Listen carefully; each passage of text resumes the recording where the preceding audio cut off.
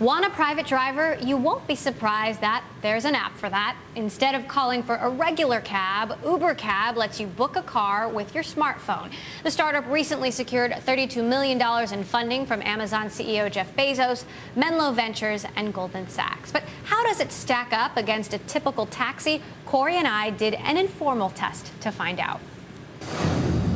All right, I'm going to call Yellow Cab of San Francisco. I'm going to sign in now. Pickup location. Yeah, no, the cab company has me listening to mood music. I'm just waiting for an agent. Hey, we gotta go. Always in a rush. Yes, I'd like to get a cab at Pier 3. Yep. To City Hall. Pier 3, actually, at the Bloomberg office. Just catch up on some other stuff while I'm waiting. We'll come down. Thanks so much. No.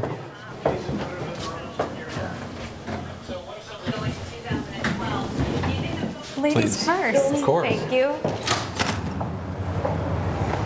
It's over there. There it is. This is a ride in style. You're fast. I'm here. Thank you. Please. Okay. Can we get it first? Thank you. This is so exciting. Do it. Our spouses are going to kill us.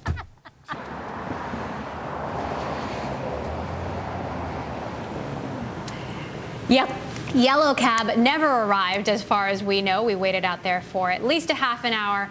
And the clincher is multiple empty yellow cabs drove by and never stopped.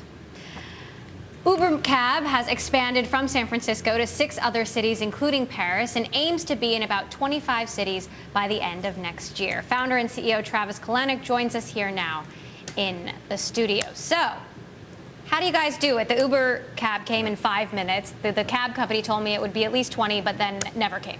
Yeah, well, real quick, the name of the company is Uber, not Uber Cab. In fact, we used to be called Uber Cab, but the city of San Francisco said we were marketing ourselves as a cab company.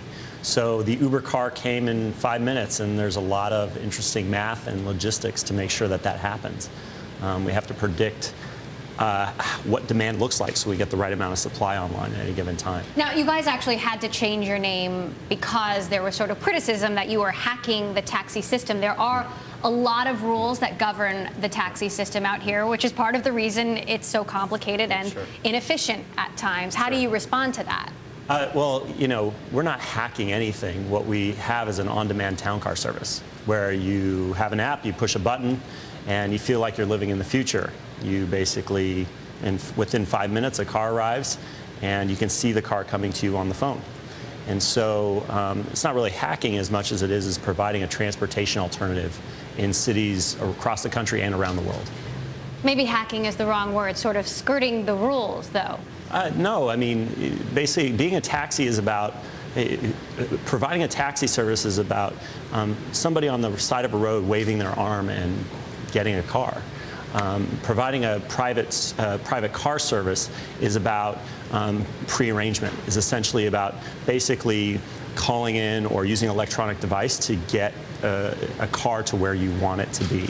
And that's the fundamental difference. Now, it is more expensive. It would have cost us about $20 to go to City Hall, sure. $10 to $15 for a regular cab. Yeah. Also, just reading some feedback online, someone tweeted today, 20-minute wait for Uber versus 1 minute of chasing down a taxi in NYC. Taxi wins this time. Why don't you guys just have your sedans roving out there like taxis? Well, first, they're not our cars. We partner with limo companies across the city, in every city that we go to. I'd like to take a look at that specific thing. There's a lot of things online. But if we see that kind of situation where it took 20 minutes, that's something we really need to look into and work with the customer to make sure that that doesn't happen again. Now, to be fair, there's a lot of very positive feedback out there as well. Demand is going up, which you're obviously launching in all of these cities. When demand goes up, will you be able to handle all of it? Well, see, that's the tricky part. We're seeing, in some cases, like in the last 3 weeks, we've seen demand shoot up about 60% across the entire network. and about 50% in San Francisco alone. And so we have PhDs working in the office that are trying to predict demand ahead of time so we can make sure there's the right number of cars online. When you see that kind of growth, there are going to be times, especially like on a Friday or Saturday night, where you come up a little bit short.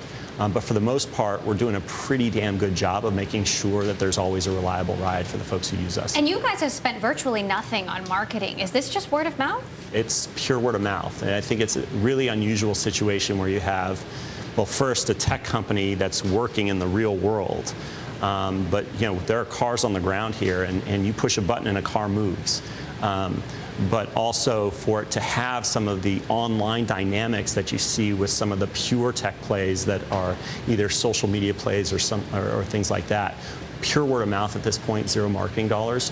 But that's not something that I think will last forever. Ultimately, we want to accelerate our growth even faster than it already is, which is 30–40% month over month right now. And you guys say an IPO is the goal. Goal. You are going big. What's your runway to profitability? Sure. I know a lot of startups say they're not thinking about that, but obviously you guys have big plans. Well, look, we have big plans, and the idea is to roll out a transportation system or a transportation alternative to every major city in the world.